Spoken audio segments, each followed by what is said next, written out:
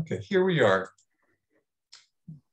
You can say, in essence, when you say all of us are an essence of light that needs to come into the world, that essence of light that each of us is needs to be received into our heart. And when we have coherent heart rhythms, or when we're having attitude, or we're keeping attitudes of thankfulness, appreciation, and patience, it positions our heart, our feeling nature, to receive the nature of our true selves. Our true selves really is light, a light essence. Now, the thing is, our conscious mind, self-care, I like to make it very simple. You can say our one primary responsibility of our conscious mind to make things simple is to keep our heart fixed in attitudes, to keep our hearts fixed in HRV rhythms that allow us to feel the nature of our true selves. And when we do, then we have clarity and we have focus. And that focus relates to extending an integrated life-giving influence out into the world. In chiropractic, we talk about the inner and the outer being in alignment, above, down, inside, out, when there's a match between who we actually are in essence and getting out into the world. This making sense? You just nod your head. Okay. Now, what happens though is you can say, being a messenger, I coined this process, a messenger RNA process to use as needed. So here, when there's an alignment, but say when things come along, R relates to recognizing when our heart's impacted.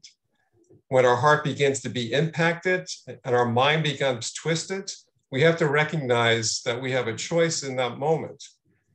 And we can either default to the patterns in the world, and those patterns are either defaulting to a sense of shame, a sense of fear, a sense of worry, a sense of hate, greed there, or we can choose to deliberate. You know, just think of the word deliberate, deliberate, to free yourself from those patterns. And it relates to uprighting yourself and breathing.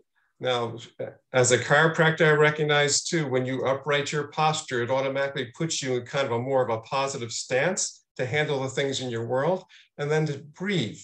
Again, Joe, going back to answer your question, you breathe in slow, out slower, until you can remember what you love.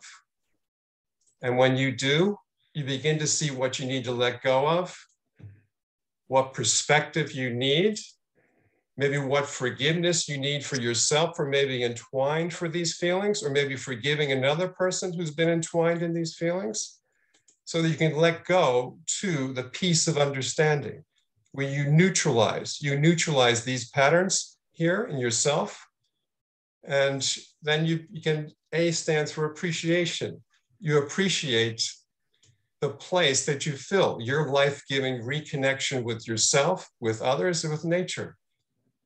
And here we recognize that when things come up that impact our heart, when we're actually in a stance of appreciating what we can provide with others, that oh no feeling they may have when things get to us, which changes to an oh yes, because we recognize that if we can clear something inside of ourselves, we recognize that, we can clear patterns of shame, fear, hate, and greed within ourselves, then it actually helps clear patterns for millions of other people.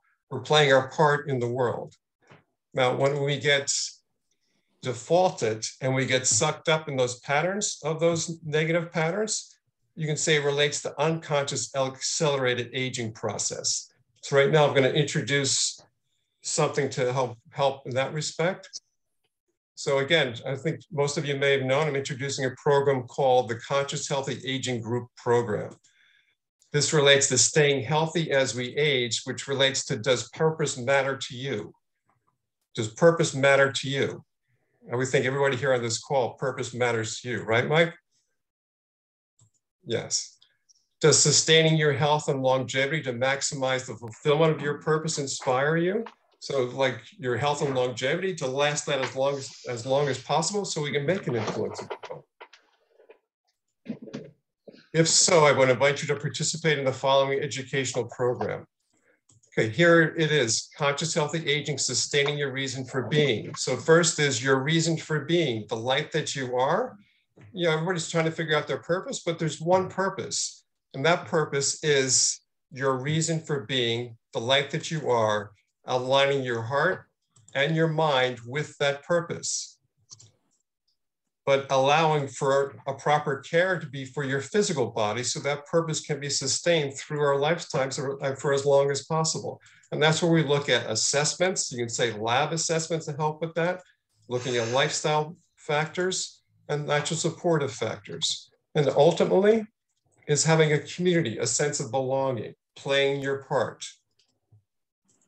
So if you're interested in this, are you aging, asking a question, are you aging confidently or buying into a getting old mentality? Your mission, should you choose to accept it, is to stop the getting old mentality and embrace aging with confidence. You think about that, to stop the getting old mentality, like even during the day, like subtle things that come up that think, oh, I must be getting old, but to actually stop those, to recognize those and stop them.